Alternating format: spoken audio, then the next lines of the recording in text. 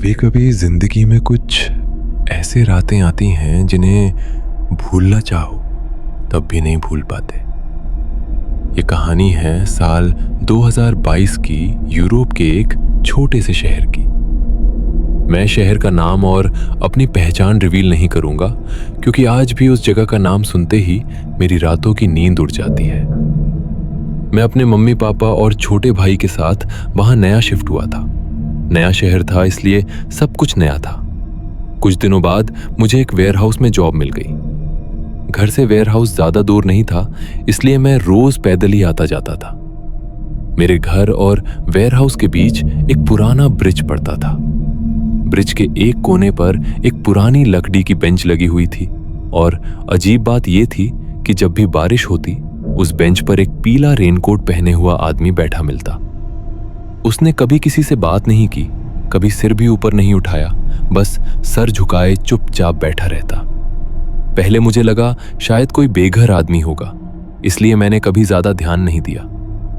एक दिन वेयरहाउस के सिक्योरिटी गार्ड ने मुझे रोकते हुए कहा, अगर कभी रात में बारिश हो और तुम उस ब्रिज से गुजरो तो बेंच पर बैठे उस आदमी की तरफ देखना भी मत। मैंने हंसकर बात टाल दी। मुझे लगा वो सिर्फ मजाक कर रहा है। कुछ दिन बाद मेरी पहली नाइट शिफ्ट लगी। उस दिन रात के करीब 11 बजे शिफ्ट खत्म हुई। बाहर निकला तो तेज हवा चल रही थी और इतनी जोर की बारिश हो रही थी कि कुछ मीटर आगे तक देखना मुश्किल था। मैंने छाता खोला और घर की तरफ चल दिया। जैसे ही मैं ब्रिज के पास पहुंचा, मेरा दिल एक पल के लिए रुक सा गया। वहीं पीला रेनकोट बेंच पर बैठा हुआ था, सर झुकाए, बिल्कुल पहले की तरह, न कोई हरकत न कोई आवाज।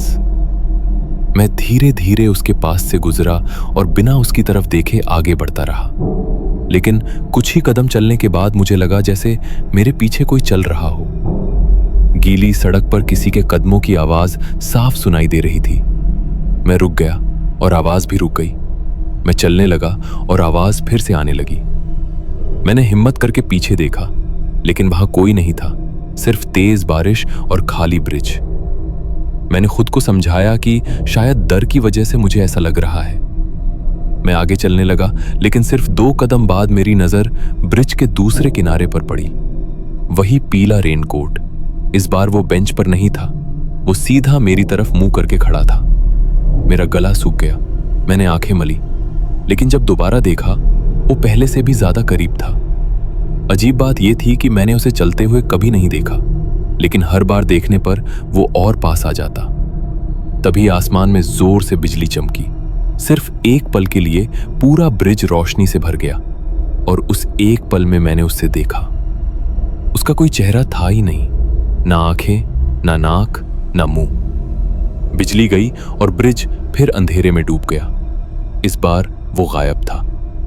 मैंने बिना 1 सेकंड गवाए पूरी ताकत से भागना शुरू कर दिया, लेकिन मुझे लग रहा था जैसे कोई मेरे बिल्कुल पीछे चल रहा हो। मैं बिना पीछे देखे भागता रहा। घर पहुंचते ही मैंने दरवाजा जोर जोर से खटखटाया।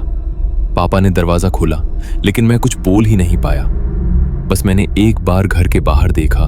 सड़क के उस पार बारिश के बीच वही पीला रेनकोट सीधा मेरे घर की तरफ देख रहा था। उसके बाद मुझे कुछ याद नहीं। जब मेरी आंख खुली मैं हॉस्पिटल में था। डॉक्टर ने बताया कि मुझे होश में आने में 2 दिन लग गए। पुलिस मेरा बयान लेने आई। मैंने उन्हें सब कुछ बता दिया, ब्रिज, बेंच, पीला रेनकोट और बिना चेहरे वाला आदमी।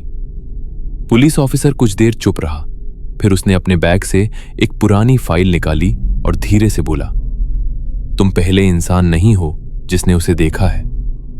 उस फाइल में लिखा था कि पिछले 30 सालों में उसी ब्रिज के आसपास सिर्फ बारिश वाली रातों में 11 लोग बिना किसी निशान के लापता हो चुके हैं। हॉस्पिटल से निकालते ही मैंने अपनी जॉब छोड़ दी। कुछ हफ्तों बाद हमने वो शहर भी हमेशा के लिए छोड़ दिया।